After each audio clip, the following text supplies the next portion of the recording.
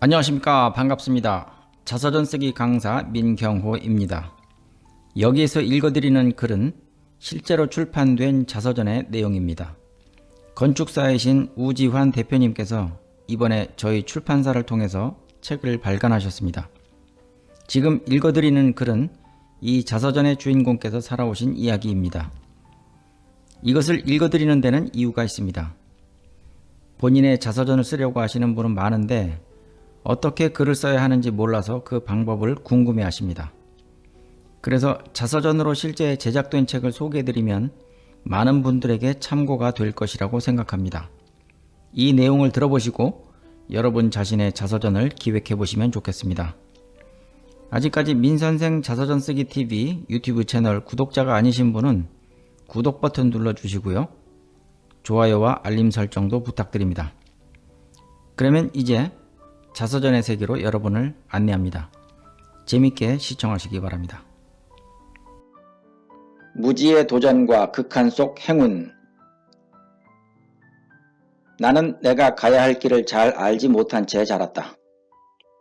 우리 집에서 무엇을 배운다는 것은 내가 어릴 적 아버지에게 천자문을 배운 것 이외에는 전무했다.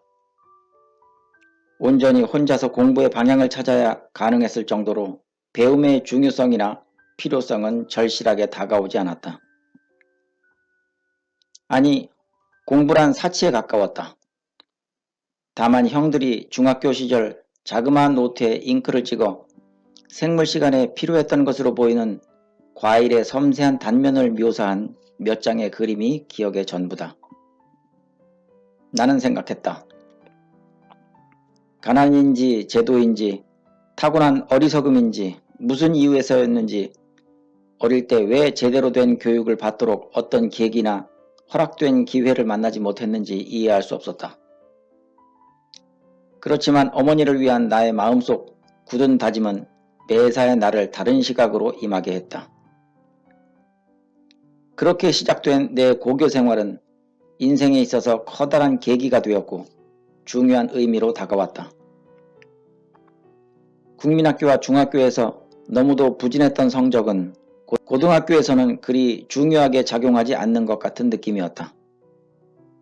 학교는 취업을 목적으로 기술을 가르치고 배우는 과정을 더 중요했던 까닭에 인문 과목인 수학이나 영어 과목은 그리 중요시 여기지 않았다. 그러나 가르치는 시간은 적었지만 공부하지 않으면 안 되었던 인문 과목은 도저히 이해할 수 없었다. 초등학교와 중학교 시절 그저 희미한 기억만 있을 정도였던 인문 과목을 고교에서 이해하기란 거의 불가능에 가까웠다. 그야말로 기초 없이 집을 지은 것과 같은 사상 누각이었고 그야말로 황무지나 다름없었다. 그렇게 관심이 없었을 뿐 아니라 이해할 수 없어 그 의미를 부여할 수 없었던 인문 과목들은 훗날 내게 무던히도 견딜 수 없는 고통과 괴로움을 선사했다. 고등학교 생활은 즐겁게 느껴졌다. 건축과 관련한 이론 과목들은 무조건 열심히 암기만 하면 그만이었고 실기 과목은 만들거나 그림 그리는 것을 좋아했던 내게 부담 없이 좋은 느낌으로 다가왔다. 나는 매사에 열심히 임했다. 건축과라는 특성이 내 적성과 일치하는 듯 했고 늘 제도판과 함께하는 T자와 삼각자 그리고 연필은 내겐 좋은 친구였다. 때로는 예상하지 못했던 성적을 거두어 장학생이 되기도 했다. 그런 까닭에 선생님들에 대한 나의 관심은 내게 활력과 용기를 가질 수 있게 해주었다. 친구들과도 원만한 관계를 형성했고 그렇게 3년을 성실히 보냈다. 졸업이 다가왔다. 이제 더 이상의 공부는 할 필요가 없고 내 생에서는 공부는 끝이 났다고 생각했다. 나도 형이나 누나처럼 돈을 벌어야 한다는 생각이 앞섰다. 일찍이 형들과 누이들은 공장에서 일하고 있었기 때문이다. 졸업을 며칠 앞둔 어느 날 건축과 이상육 선생님과 면담을 하게 되었다. 나의 차분한 성격을 언급하며 한 회사를 추천해 주었다. 친구들과 면접을 보러 갔다. 홀로 합격했다. 그 회사는 우리나라 엔지니어링 업계의 최초 선두주자이자 현재 삼성 엔지니어링의 전신이자 당시 유한회사로 불렸던 코리아 엔지니어링이었다.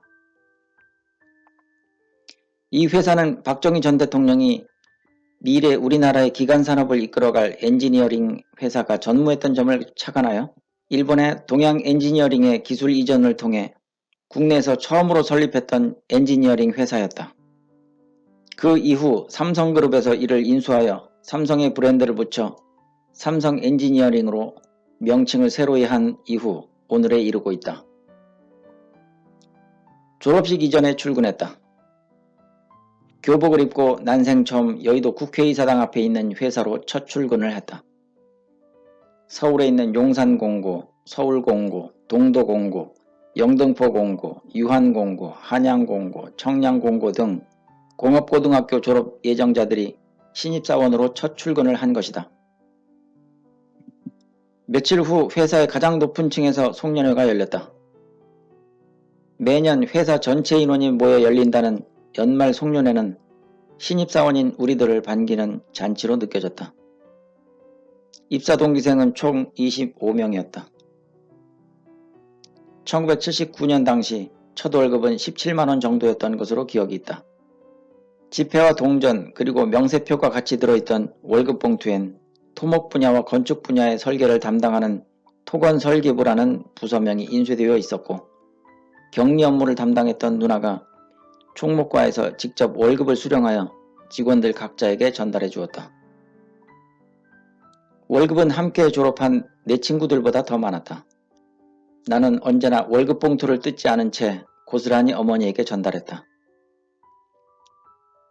막내였지만 이제 나도 한 가정의 구성원이자 막내 아들로서 생계 부담의 일익을 담당하게 되었다는 생각에 난생 처음 뿌듯함이 느껴졌다.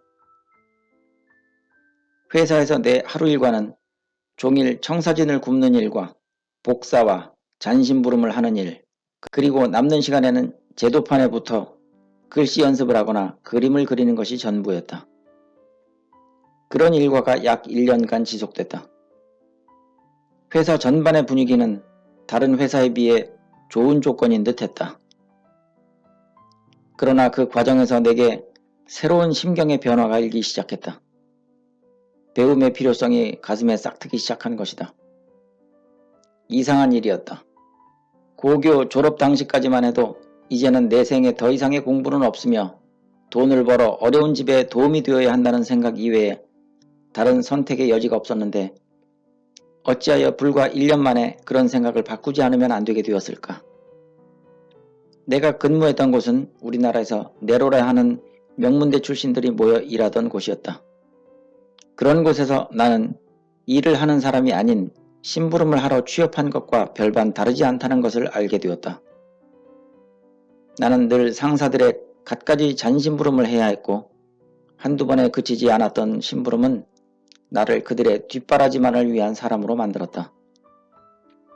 좋은 언사와 폭넓은 실력으로 나를 가르쳐 주었던 고마운 선배들도 있었지만 배우지 못한 어린 공고 졸업생이라 하여 자신의 하인처럼 마구 대하고 무시하며 비양심적이며 견딜 수 없는 비도덕적 언행을 일삼았던 상사도 없지 않았다. 어느 시인은 젊은 날의 자신을 잡초로 표현했다. 잔디밭에 꽃이 자라면 그것이 잡초고 꽃밭에 곡식이 자라면 그 또한 잡초다. 그처럼 나도 곡식밭에 난 하나의 꽃이 아니었을까. 그렇다 해도 좋다. 내 비록 잡초일망정 나 스스로는 꽃이라 여기며 살아왔다. 다른 이들에겐 내가 하찮은 꽃으로 보였겠지만 나 자신은 나를 소중한 꽃이라고 여기며 살아왔다. 나 또한 그랬다. 나는 그들과 같이 일명 대학을 졸업해야 평범함이라고 느꼈던 사람들이 보기엔 배우지 못해 부족하게만 보였던 공고생이었고 대학을 졸업한 그들의 화려함 속에 초라하기 그지없이 모자라게만 보였던 잡초에 불과했다. 하지만 그처럼 부족하고 초라해 잡초에 불과했던 공고 졸업생이었지만 나는 결코 미래의 완성을 위해 용기를 잃지 않았다. 함께 입사했던 동기들은 진하게 많은 관심을 보이기 시작했고 퇴근 후엔 서둘러 학원을 찾았고 늦은 밤에도 공부를 했다. 취업한 입사 동기 대부분이 비슷한 생각을 하고 있었다. 그렇게 하나둘씩 대학의 문을 노크했다. 얼마 후 대부분의 친구들은 낮에는 일하고 밤에는 공부하는 주경야독에 홀로 서기를 시작했다. 한 친구는 입사 동기들은 물론 선후배들을 포함하여 회사 전체의 멋진 모습을 보여주었다. 어렵게 취직한 좋은 회사였지만 사표를 내고 다시 공부해 대학에 진학했고 졸업 후 공고생 동기들이 근무하고 있는 곳으로 다시 입사했다. 공고 졸업자의 신분이 아닌 대학 졸업자의 신분으로 말이다. 그 친구는 공고생이어서 갖가지 형태로 무시당했던 한 맺힌 사연을 보란듯이 행동으로 보여준 그야말로 대학 졸업자들을 향한 공고 졸업자의 쾌거가 아닐 수 없었다. 나 또한 막연했지만 직장 생활을 하면서 진학을 위한 공부를 게을리하지 않았다.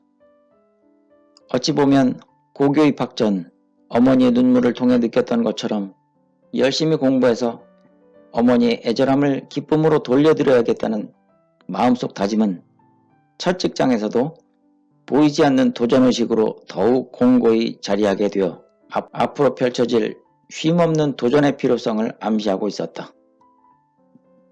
네, 오늘 영상 재미있었나요? 글 내용에 공감하셨다면 구독과 좋아요, 알림 설정 부탁드리겠습니다. 저는 다음 영상에서 또 찾아뵙겠습니다. 그리고 시청자 여러분께서도 글을 써서 저에게 보내주시면 심사하겠습니다. 심사 후 채택되면 동영상을 만들어 저희 유튜브에 올려드리겠습니다. 많이 신청해 주시기 바랍니다. 연락처와 이메일 주소는 유튜브 설명란에 적어 놓았습니다. 감사합니다.